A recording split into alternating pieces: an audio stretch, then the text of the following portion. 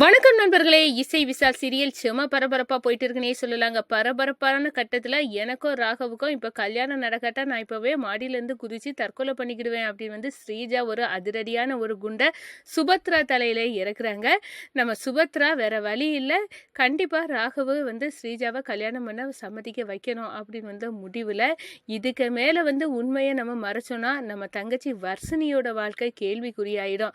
அப்படி விடக்கூடாது அப்படின்னு அந்த இடத்துல ஸ்ரீஜாவின் முகத்திரையை சுபத்ரா முன்னாடி கிழிக்கிறாங்க நம்ம இசை. இந்த பாருங்க அத்தை, நான் எதுக்காக விசால் கையால் தாலி கெட்டுனேன்னா இவ உங்களை பழி வாங்கணும் அப்படின்னு தான் இந்த வீட்டு மருமகளை ஆகணும்னு துடிக்கிறா.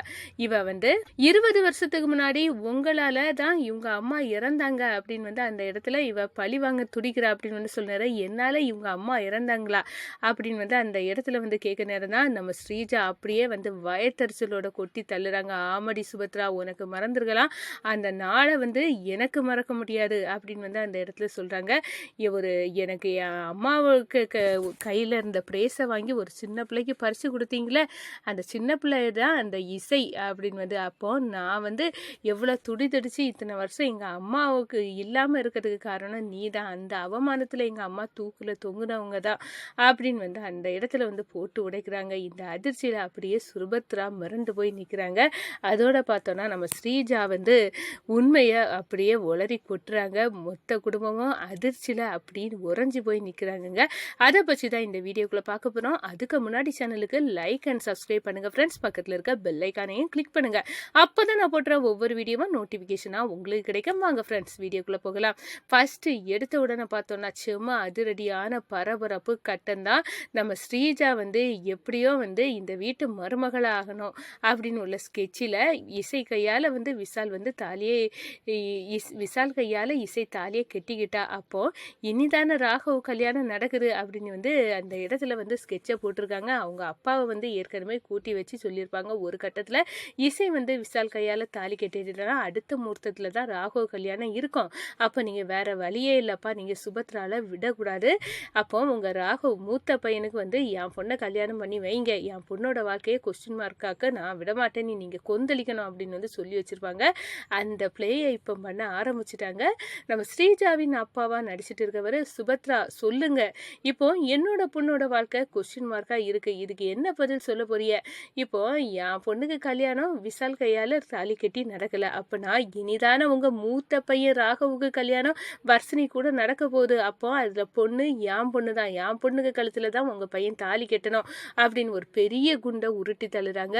ருக்குமணி அதிர்ச்சியில் ஆயிட்டா, பாவிகளா இதில் என் பொண்ணோட வாழ்க்கையை கேள்விக்குறியாக்கிட்டியலே, சம்மந்தி நீங்கள் இப்படிப்பட்ட முடிவை எடுத்துறாருங்க, என் பொண்ணோட வாழ்க்கை தான் இதில் கொஸ்டின் மார்க் ஆகும் அப்படின்னு அந்த இடத்துல அரண்டு போகிறாங்க. அதோட ருக்குமணி கோபத்தில் கொந்தளிச்சு அப்படியே இசைக்கிட்ட போய் ஒன்று வைக்கிறாங்க. இந்த பாரடி, உன்னோட சுயநலத்துக்காக என் பொண்ணு வர்ஷினியோட வாழ்க்கையை நீ அழிச்சிட்டல, நான் உன்னை மறக்க மாட்டேன் மண்டி. நீ அக்கா அக்கானி உன் பின்னாடி தானே அவள் சுற்றி சுற்றி திரிஞ்சா, அப்படி சுற்றுனவளுக்கு நீ இப்படி ஒரு தண்டனையை கொடுத்துட்டிய அப்படின்னு கொந்தளிக்கிறாங்க. இதுக்கு மேலே நம்ம வாயை மூடிட்டு இருந்தால் நம்ம தங்கச்சிக வாழ்க்கை இங்கே பணயமாயிரும் அப்படின்னு அந்த இடத்துல அப்படியே இனி அத்தைக்கிட்ட உண்மையை மறைக்கக்கூடாது, போட்டு உடைக்க வேண்டியதான், ஸ்ரீஜாவின் முகத்திரையே கிளிக்கணும் அப்படின்னு அந்த இடத்துல நம்ம இசை ஸ்கெட்சு போடுறாங்க. ஒரு கட்டத்தில் பார்த்தோம்னா நம்ம ஸ்ரீஜா இதுக்கு மேலே சுபத்ராவின் மௌனம் நம்மளுக்கு ஆபத்து அப்படின்னு அரண்டு பிடிச்சி ஓடுறாங்க மாடிக்கு. ஸ்ரீஜா தவறான முடிவை எடுக்காத அப்படின்னு எல்லாரும் பிடிச்சி நிப்பாட்டுறாங்க. நிப்பாட்டாமல் அவங்க எல்லாம் தள்ளி விட்டுக்கிட்டு அடித்து புரண்டு ஓடி மாடியிலேருந்து இப்போ நான் குதிச்சு தற்கொலை பண்ணிக்கிடுவேன், எனக்கு வேறு வழி இல்லை, எனக்கு ராகவ் கையால் இப்போ தாலி கெட்டணும், என்னோட வாழ்க்கையை இனி யார் கல்யாணம் பண்ண வருவா அப்படின்னு அந்த இடத்துல சொல்கிறாங்க. ஸ்ரீஜா இப்படி ஒரு முடிவாக எடுக்காதமா, அப்போ நீங்கள் உங்கள் வாயால் ராகவ் என் கழுத்தில் தாலி கெட்டுட்டு அப்படின்னு நீங்கள் சொல்லுங்க அப்படின்னு அந்த இடத்துல நம்ம ஸ்ரீஜா கேட்க நேரம் வேறு வழி இல்லை, இந்த முடிவை எடுத்தாகணும் அப்படின்னு அப்படியே நான் சம்மதிக்கிறேன் அப்படின்னு ஒத்துக்கிட்டாங்க சுபத்ரா. ராகவ் என் பையன் இப்போ சொல்கிறேன் உன் கழுத்தில் தாலி கெட்டுவான் அப்படின்னு அந்த இடத்துல சொல்ல நேரம், இது போதும் ராகவ், நான் கண்டிப்பாக உன் வாழ்க்கையை அழிக்கிறதுக்கு நான் வாரேன்டா, நீனும் சேர்ந்து இசை கூட களவாணி வேலை பார்த்து என்ன ஒதுக்குனவன் தானே, கடைசியில் நீனே வந்து வம்பா மாட்டிக்கிட்டியா அப்படின்னு வந்து அந்த இடத்துல பார்க்குறாங்க. என்னம்மா இப்படி ஒரு முடிவு எடுக்கிறீங்க அப்படின்னு வந்து நம்ம ராகவும் வர்ஷினியும் அப்படியே மிரண்டு போய் நிற்கிறனால இதுக்கு மேலே உண்மையை மறைச்சி எந்த பிரோஜனமும் இல்லை அப்படின்னு வந்து நம்ம இசை வந்து கொந்தளிக்க ஆரம்பிக்கிறாங்க. இந்த பாருங்க அத்தை, என்ன நடந்துச்சு தெரியுமா, இந்த ஸ்ரீஜா வந்து நீங்கள் நினைக்கிற மாதிரி சாதாரண ஆள் இல்லை, இவ ஒரு கொலகாரி அப்படின்னு வந்து சொல்கிறாங்க. இதை தூக்கி வாரி போடுது. என்ன இசை சொல்கிறா, ஆமாம் இவங்க அம்மா சாவுக்கு நீங்கள் தான் காரணம்னு 20 வருஷமாக உங்களை பழி வாங்க துடிச்சு தான் விஷால் வந்து லவ் பண்ண மாதிரி வந்து சீனை போட்டு இவன் மனமேடை வேற ஏறி இருக்கா அப்படின்னு வந்து சொல்லுனாரு. என்ன சொல்கிற, என்னால் இவங்க அம்மா இறந்தாங்களா, எனக்கு ஒன்றுமே புரியலை இசை அப்படின்னு வந்து நம்ம சுபத்ரா வந்து கேட்குறாங்க. அப்போ தான் நான் புரியும்படி சொல்கிறேன் அப்படின்னு வந்து அந்த இடத்துல 20 வருஷத்துக்கு முன்னாடி ஒரு காம்படிஷனில் இவங்க அம்மா கிட்ட இருந்து ப்ரைஸை வாங்கி எனக்கு தந்தீங்கல்ல, அந்த அவமானத்தில் இவங்க இறந்தவங்க தான் அப்படின்னு வந்து அந்த இடத்துல சொல்ல நேரம். என்ன அப்போ அந்த லேடி வந்து ஸ்ரீஜாவுக்கு அம்மாவா அப்படின்னு வந்து கேட்குறாங்க. ஆமாம், அதை பழிவாங்க தான் இவ வந்திருக்கா அப்படின்னு வந்து சொல்ல நேரம் அப்படியே மிரண்டு போய் நிற்கிறாங்க. என்ன இப்படி ஒரு சோதனை, இவ வந்து பழிவாங்கும் திட்டத்தோட இப்படி வந்து நுழைஞ்சிருக்கா, நல்ல வேலை இசை நீ காப்பாற்றிட்டா எங்கள் குடும்பத்தை அப்படின்னு வந்து அந்த இடத்த சொல்ல நேரம். என்ன மொத்த குடும்பமும் சேர்ந்து எங்களுக்கு எதையடா சதி பண்ணுறீங்களா அப்படின்னு வந்து ஸ்ரீஜா கேட்க சொல்கிறாங்க.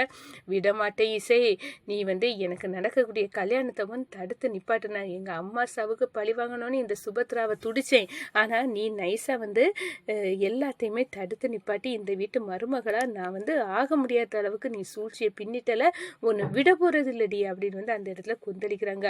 அப்போ தான் என்ன விட போகிறதில்ல, இப்போ நீ கம்பி என்ன போக வேண்டியதா, ரம்யாவை கொலை செய்தல அதுக்குள்ளே எவிடன்ஸ் இருக்குது, நாங்கள் ஹாஸ்பிட்டல் கேமராவில் எல்லாம் வந்து எடுக்க ரெடி பண்ணிட்டோம் அப்படின்னு வந்து அந்த இடத்துல வந்து நம்ம ராக வந்து போட்டு உடைக்கிறாங்க. நம்ம சிந்தாமணி, ஐயோ இந்த ஸ்ரீஜா ஒரு பெரிய கொலைகாரியாக இருந்திருக்கா, நம்ம எது தெரியாமல் அவள்கிட்ட வந்து பேசிட்டோமே, கடவுளே என்னவா கோர்த்து விடாமல் இருந்துட்டா போதும் அன்னிக்கிட்ட அப்படின்னு வந்து அந்த இடத்துல நம்ம சிந்தாமணி அப்படியே வந்து நினைக்கிறாங்க. இந்த சைடு பார்த்தோன்னா நம்ம ராகவ் கால் பண்ணி வந்து போலீஸுக்கு வர வைக்கிறாங்க. ரம்யா ஹாஸ்பிட்டலில் வந்து கொன்னது வேறு யாரும் இல்லை, இவ தான் அவங்களுக்கு ஆக்சிஜனை எடுத்து விட்டு கொன்னது, அதுக்கான கேமரா வந்து பதிஞ்சிருக்கு அப்படின்னு வந்து அந்த எவிடன்ஸை வந்து காட்டி நம்ம ஸ்ரீஜாவை வந்து உள்ளுக்கதெல்லாம் வைக்கிறாங்க. ஆனால் ஸ்ரீஜா நான் விட போகிறதில்ல, கண்டிப்பாக நான் வந்து பழி வாங்கியே தீர்வேன் அப்படின்னு வந்து அந்த இடத்துல நினைக்கிறாங்க. அடுத்த முகூர்த்தத்தில் நடக்க வேண்டிய ராகவ் வர்ஷினி கல்யாணத்துக்கு மாப்பிள்ளையும் பொண்ணும் வரட்டும் அப்படின்னு வந்து அந்த இடத்துல வர வைக்கிறாங்க. நம்ம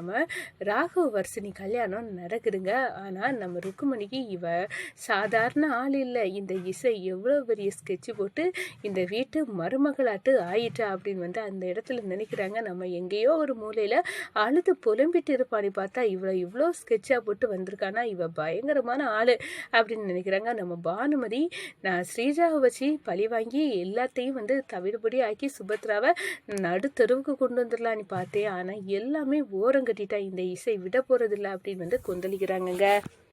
வணக்கம்.